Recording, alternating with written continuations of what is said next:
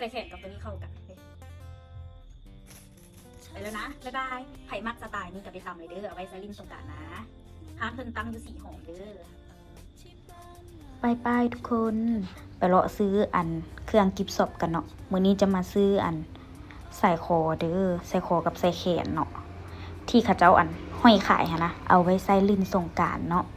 ไปลืมมาจับกระตากันเลยป้ามื้อนี้นะคนหลายแหงเด้อจะว่าเต็มห้านเลยเนาะงามกิบนะว้ายจะเป็นหลายเลือกจนบ่ถูกเลยนะทุกคนมีเป็นพันคู่พุ่นติบอกหั่นเนาะเป็นประเภทยางมัดผมอีหยังก็มีเบิดเด้อเป็นวีกบกระตุนแบบนี้นี่ก็ได้ขายดีแฮงเห็นผู้ใดมาก็จับใส่ผู้ละกระตาเลยเนาะ ราคานี่ก็บ่ได้แพงเลยเด้อตัวแม่ค้าจับหั่นประมาณ20,000นี่เลยเนาะ20,000หรือ25นี่แหละเนาะประเภทห้อยกระเจอีหยังก็มีเด้อเห็นบ่เบิ่งตามแม่ค้าทายหั่นเลยเด้อเครื่องไส้ครัวเฮือนก็มีจ้าจะอยู่ท้ายๆแบบนี้เลย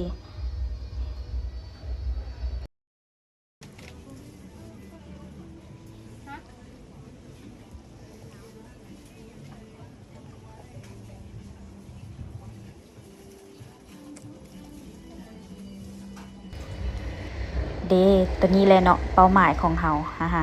จัดมา2 เส้นเนาะเด้มาเอาอีกตัวนี้แผงนึงเฮ้ยมีหลายแบบแฮงเด้อจุเจ้าจนบ่ฮู้แนวสิเลือกเลยแผงนึงตัวนี้มัน20,000กิบอ่ะโตเข้าซื้อหันเป็น20,000เด้ประเภทกิบอันนี้ก็น่าฮักโอ้เนาะอยากได้อยากเหมาเบิดเลยนะ แต่ว่าอดใจไว้ซื้อแต่น้อยเดียวเนาะมื้อนี้นะ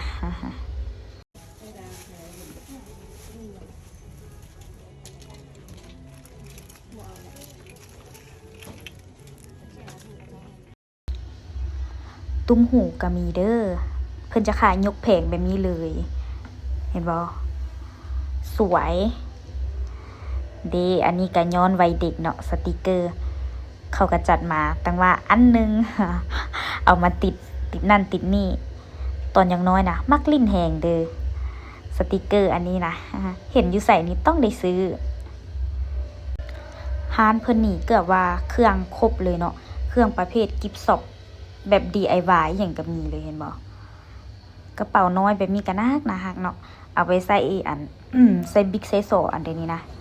ใส่เครื่องสำอาง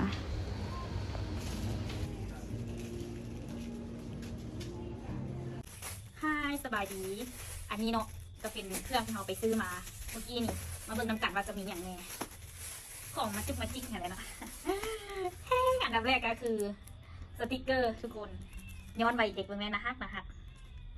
เขาเอิ้นว่าตูอย่างเลยเนาะเอาไว้ติดอันนั้นอันนี้อันที่2กันได้โบจ้ะโบตัวนี้เป็นผ้าชาแนลงามแฮงเอามาไว้ใส่ติดแบบนี้งามดีเนาะอันที่2ยังเป็นตัวนี้อีกแล้วเอาไว้เอาใส่ลิ้นสงกรานต์นะเบิ่งดูลองติดเบิ่งดู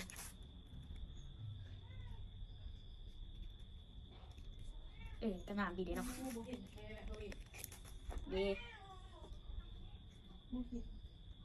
โอเค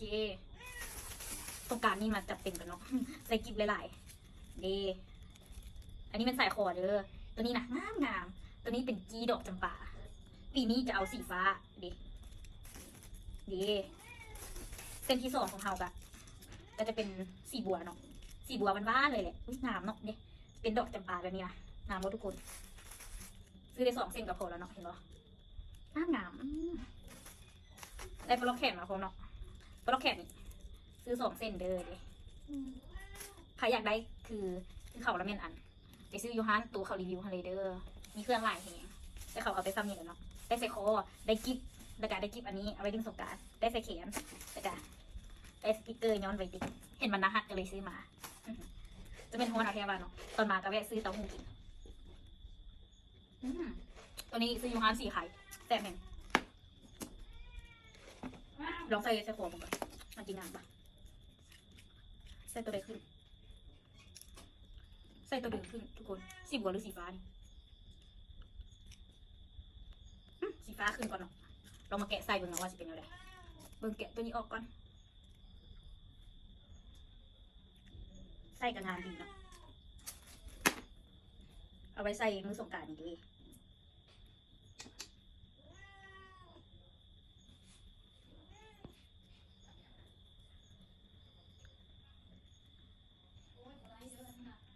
ใส่สีฟ้าคือก่อนเนาะแล้วก็ถ้าเบิ่งสุดมือนั้นเนาะว่าจะใส่สีไหนนะมันจึงขึ้นดิว้าวมาหักเนาะไปพร้อมลินสงกรานต์แล้วทุกคน